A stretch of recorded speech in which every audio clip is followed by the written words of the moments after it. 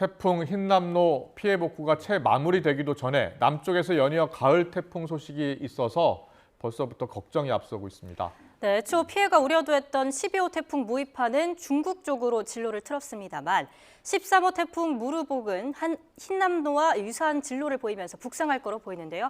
역대급 피해를 입혔던 사라, 매미도 9월에 발생한 가을 태풍이었던 만큼 철저한 대비가 필요해 보입니다. 오늘 김승배 한국기상산업협회 본부장 모시고 이야기 나눠보겠습니다. 어서 오세요. 어서 오십시오.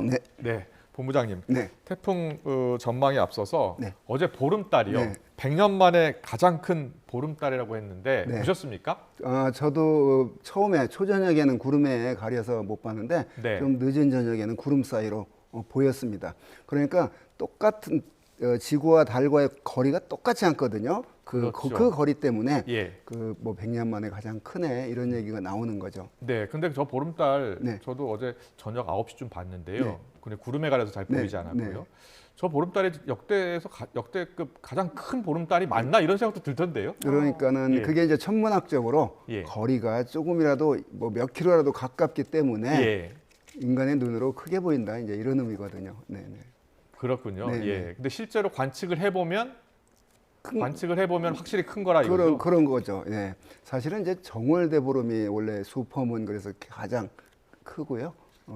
그런데 이제 8월 15일 보름달도 당연히 보름달이니까 큰데, 아, 예. 네, 하여튼 그 우리나라 그 명절이 그 보름에 맞춰져 있는 게 많습니다. 예, 알겠습니다. 예, 뭐 어제는 날이 맑아서 네. 보름달에 소원 빈 네. 분들 많으셨을 텐데 현재는 전국적으로 구름이 좀 많이 네, 끼어 있는 그렇습니다. 상태고요. 네. 연휴 마지막 날인 내일 남부지방을 중심으로 비가 예상되는 그렇습니다. 상황이지 않습니까? 네. 12호 태풍 무이파도 북상 중이라고 네. 하는데 이게 관련이 있는 네. 걸까요?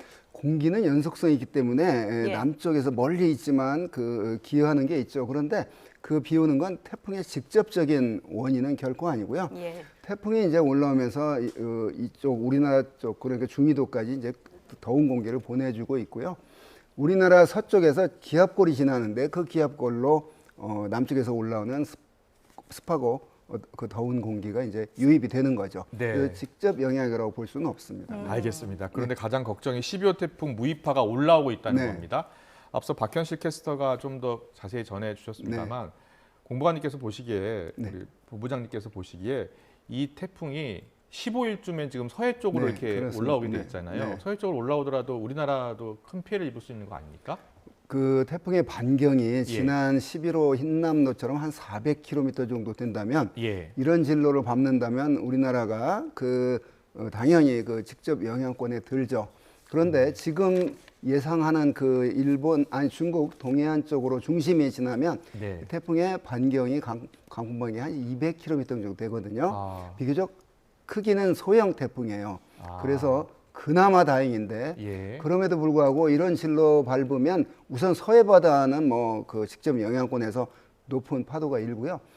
우리나라 서해안 쪽은 그 바다는 거칠 것이 없기 때문에 그런 강풍 반경에 살짝 걸칠 가능성이 있습니다. 네. 또 지금 이게 5일 뒤에 예상인데 북태평양 고기압 세력이 좀 동쪽으로 빠지면 예. 지금보다 한 2, 3일 지난 뒤에 진로가 또 동쪽으로 약간 변경될 가능성도 있거든요. 그렇군요. 그런 그 유동성이 있기 때문에 예. 뭐 현재로서는 태풍이 또 하나 오는구나. 또 이거 또 대비를 해야 되는구나. 이런 그 마음가짐이 중요합니다. 알겠습니다. 예, 뭐 예상 경로가 흰남노랑 상당히 비슷하다고도 하고요. 대비가 계속해서 필요하겠습니다. 지금 상황으로 봤을 때 중국으로 또 빠져나갈 가능성이 높다고도 볼 수 있을까요? 그러니까 중국으로 상륙을 한다기보다는 예. 그 중국과 우리나라 가운데 있는 서해 바다가 있잖아요. 그 중국 쪽에 치우친 그러니까 중국 동해안을 이렇게 스치고 지나가는 진로를 밟을 것으로 지금 예상이 되는데 한 그게 4, 5일 뒤거든요. 예. 금방 얘기했듯이 역시 유동성이 있다.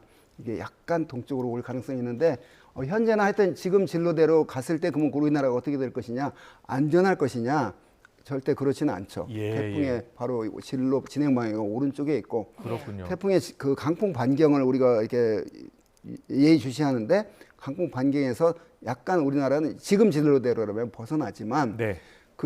공기가 저기 강풍 반경에서 담을 쌓아놓고 오는 건 아니기 때문에 네. 그 여파는 서해안 쪽은 전라도 서해안, 충청도 서해안, 서울 경기 쪽은 영향을 받을 수가 있는 것이죠. 알겠습니다. 지금 앞서 예상 진로도 네. 보여드렸습니다만 12일, 13일 그러니까 내일 모레 네.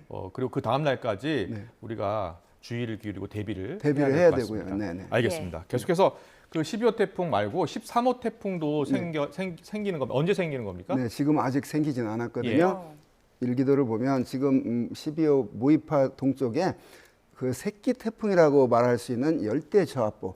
그러니까 태풍의 기준이 지금 아직 안 된 거예요. 중심 네. 부근에서 초속 17m 이상의 바람이 부는 걸 태풍이라고 그러고 번호를 붙여주고 이름을 부여하는데 2개가 지금 있습니다. 그래서 이 무이파까지 3개가 지금 서태평양에 열대성 저기압이 있거든요. 하나는 태풍 이름이 붙여졌고 예. 2개는 아직 자격을 못 갖췄어요. 예. 그런데 이게 이제 이 중에 생기면 13호가 되는 거죠. 그렇군요. 예, 아직은 예. 생긴 건 아니에요. 16일쯤 생길 것이라. 뭐 그렇게 예. 전망이 됩니다. 네. 그 슈퍼컴퓨터가 모의한 그런 예상을 보면 그런데요. 근데 이 무이파 동쪽에 있는 거는 이렇게 무이파를 따라가다가 네. 무이파와 상호작용을 할 것 같습니다. 그걸 우리가 이제 후지아라 효과라고 하는데 이걸 어떤 상호작용을 할 것인가? 12호에 대한 힘을 더 실어주고 자기는 뭐 그 흡수되듯이 소멸될 것으로 보이고요. 지금 현재 있는 그 무이파의 오른쪽 그러니까 맨 오른쪽에 있는 태풍이 13호가 될 가능성이 높은데 네. 그게 태풍이 되면 상당히 규모가 크고 굉장히 그 어마어마한 태풍으로 발달할 가능성이 있다는 게 저런 그 슈퍼컴퓨터가 예측한 그 예상도를 보고 예. 우리가 인간이 그걸 예상할 수 있는데 근데 13호 태풍 무르목 진로 전망인데요. 네네. 어디로 갈 보면 거냐? 우리나라 지금 한반도 모습 보이잖아요. 네네. 그 그래서 밑으로 빠져서 지난 흰남도 그 네. 태풍 진로랑 비슷한 그 경로를 그렇습니다. 밟을 것으로 예측이 네, 되네요. 그렇습니다. 그래서 뭐 유럽 중기예보센터, 미국 기상청, 우리 한국 기상청들 약간 좀 차이가 있어요. 예. 왜냐 시간이 아직 뒤기 때문에 다만 13호가 이거 12호로 끝나는 게 아니라 13호가 생기는구나 이거를 예상하는 것만으로도 큰 의미가 있다고 보고요. 네. 이제 좀 더 가까워지면 구체적으로 13호가 태풍이 되고 네. 난 뒤에 주변 기압 배치해서 진로를 예측하는데 그 일본이나 이제 우리나라 쪽으로 올 가능성이 있는 그런 그 기압 배치이기 때문에 지금부터 벌써 이제 예의주시하는 거죠. 지난번에 태풍 흰남도 올라올 때요. 네. 올라오기 닷새 전부터 네. 저희가 예측을 하지 않았습니까? 계속. 강력한 태풍이 될 것이다. 네, 역대급 네, 태풍이 네, 될 것이다. 네. 그럼 지금 올라오는 예측 날짜를 보면 16일, 17일이기 때문에 내일이나 모레쯤이면 어느 정도 윤곽을 그때 알 수 이제 있나요? 그러니까는 아직 그러니까 지금 12호 문제가 우선 급선무고요. 예. 12호 무이파. 네. 13호는 아직은 생기지 않았기 때문에 다만 곧 생길 가능성이 있다. 요것만 언급해 놓고 이제 12호에 포커스를 맞추는 게 중요하다고 봅니다. 알겠습니다. 네, 뭐 가을 태풍이라는 점에서 네. 지금 태풍들이 네, 긴장을 네. 놓지 네. 못할 것 같은데 네. 역대 태풍을 보면 유독 가을에 많이 네. 발생합니다. 그 그렇습니다. 이유가 있을까요? 여름에 그러니까 한여름에 8월이 사실은 태풍이 가장 많이 발생하고 예. 우리나라에 가장 많이 왔습니다. 9월과 온 개수가 뭐 거의 한 개 정도 그 과거 평년값을 보면 그런데 그 가을 태풍이 더 그 유력이 있는 이유가 공기가 이렇게 바뀌는 때거든요. 그러니까 따뜻한 공기가 한반도를 지배하고 있다가 북쪽에서 찬 공기가 이제 세력 교체를 하는 이 와중에 그러니까 우리나라 요즘에 아침 저녁으로 선선하지 않았습니까? 네. 상층에는 찬 공기가 머무르 있는데 밑에 따뜻한 수증기 덩어리인 태풍이 와서 부딪힌 격이거든요. 네. 그래서 많은 비가 내리는 건데 가을 태풍이 더 두려운 이유는 아까 말했듯이 그 공기가 교체하는 시기에 유입이 되기 때문에 더 큰 비를 만들어내죠. 네. 더 대기가 불안정해지는 상태를 예. 보입니다. 아. 그리고 또 수확기를 앞둔 때거든요. 그러니까요. 아, 예. 그래서 더 걱정인데요. 태풍은 열 에너지를 흡수하면서 커지잖아요. 네네, 그렇습니다. 그런데 최근에 바닷물에. 이 라니냐 현상 때문에 수온이 많이 높아져서 최근 가을 태풍, 특히 우리나라로 향하는 가을 태풍의 위력이 더 강하다는 거 아닙니까? 그렇습니다. 페루 앞바다, 동태평양의 바닷물의 온도가 낮아요. 평년보다. 그게 지금 3년째거든요. 특이하게 되게 한 1년, 1년 반 주기로 높아졌다 낮았다 하는데 낮은 상태가 3년째 그 라니냐가 특이하게 오래 지속되는 해인데 그러다 보니까 여기서 멀리 떨어진 이 서쪽의 태평양의 바닷물의 온도가 평년보다 높아요. 지금도 높은 상황입니까? 높은 상황입니다. 예. 그래서 태풍이 그래서 이렇게 11, 12, 13이 연달아 생기고요. 지금 한반도 주변의 서태평양의 기압 배치를 보면 상층에 한 10km 이상의 상층에 발산역이라고 그래서 밑에서 공기들이 이렇게 빨려 들어가는 그런 조건이 좋은 그런 조건이기 때문에 예. 바닷물의 온도도 높고 상층 발산력이 발달해 있고 태풍 발생 구역에 그런 윈드시어가 크게 나타나지 않고 이러기 때문에 앞으로 이 12호 또 13호, 예. 14호는 아직은 뭐 조짐조차도 없지만 네. 그래서 그런 그 기상 조건 때문에 특히 올해 9월 들어 가을 태풍이 자주 발생할 가능성이 높습니다. 지금 11호 이미 피해를 봤고요. 네. 12호는 이제 앞두고 있고 예. 13호도 앞두고 있는 상황입니다. 네, 뭐 말씀해주신 것처럼 문제는 이미 집중호우로 인한 피해가 있고 또 8월에 겪은 흰남노로 네, 네, 인해서 그렇습니다. 포항 지역이 굉장히 힘든 상황이지 네. 않습니까? 이런 상황에서 또 다른 태풍들이 계속해서 오면 그럼. 추가 피해가 우려되거든요. 그렇습니다. 그런 문제들이 더 큰 문제인데요. 이번은 어찌됐건 다행이란 말은 쓰면 안 되죠. 예. 이쪽 포항 쪽으로 가는 게 아니라 예. 이 지금 예상 우리가 논의했듯이 중국 서쪽, 네. 서해안 쪽이거든요.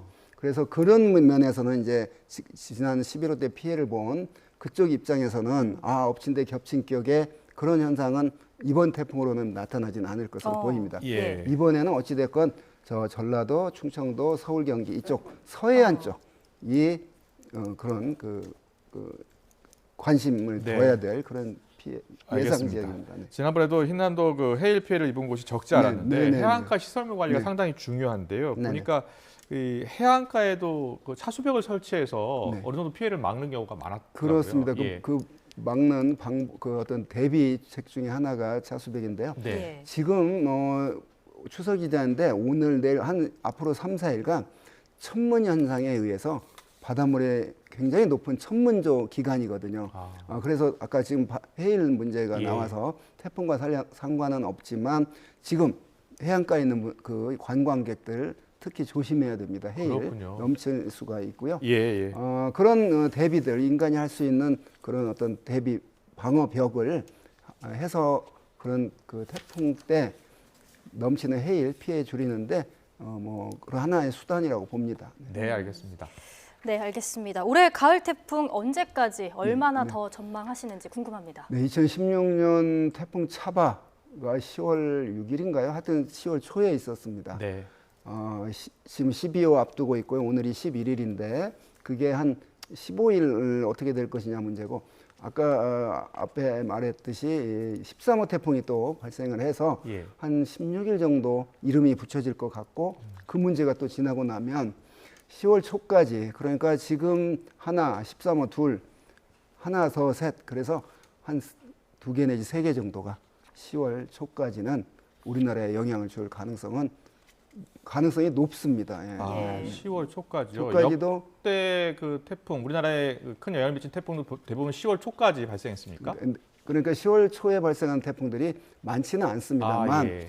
최근 들어서는 과거와 달라진 게 그 태풍 발생 구역이 저위도가 아닌 상당히 높은 고위도에서 발생을 하고 있고 예. 그다음에 거의 10월이면 태풍이 우리나라까지 올라오지 못해 밑에서는 1월, 11월, 12월 우리나라 겨울인 1월, 2월에도 네. 태풍이 발생을 합니다. 다만 우리나라까지 못 오거든요. 네. 그런데 최근 2016년 태풍 차바를 보면 네. 그때 울산 지역에 큰 피해를 입었는데 10월에도 오고 있어요. 그래서 기후 변화로 인해 달라진 점이 늦게까지 태풍이 발생한다. 예. 태풍이 우리나라 접근하면서 약해지지 않고 강한 세력으로 접근한다. 네. 이게 그 기후 변화로 인한 태풍의 변화 모습입니다. 알겠습니다.